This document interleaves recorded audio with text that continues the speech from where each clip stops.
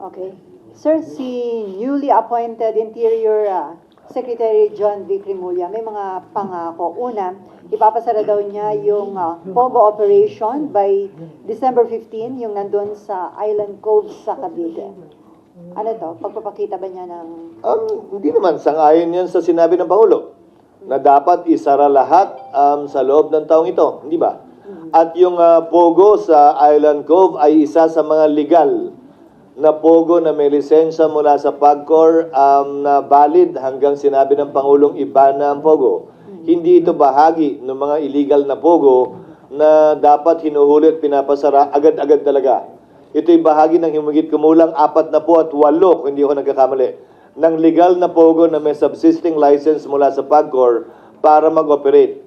Subalit nung sinabi ng Pangulong iban yan, binigyan sila ng palugit ng PAGCOR na mag-wind down hanggang sa katapusan ng taon para mahanapan pa ng trabaho yung mga Pilipino nga mawawalan ng trabaho dahil sa pagsasara ng POGO. So indication yun, walang sacred cow pagdating kay Rimulya, considering na yung Island Cove dating pagmamayari ng mga Rimulya.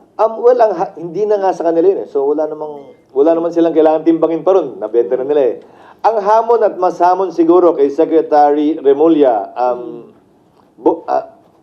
John Vic, dapat i-specify na natin yung first name eh. Oo, Kay Secretary Rimulya, John Vic, ay habulin, ipasara yung illegal na POGO na walang karapatang manatili hanggang anong araw man sa Disyembre.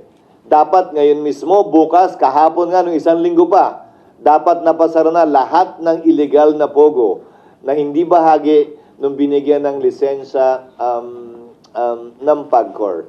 Yun marahil ang hamon sa kapulisan natin. Dagdag pa rito, sana wag lang puro Pilipino yung nahuhulit kinakasuhan natin. Nais ko makita yung mga mastermind mula sa China o mga Chinese nationals na di umano mastermind dito na makasuhan, mahuli at makulong.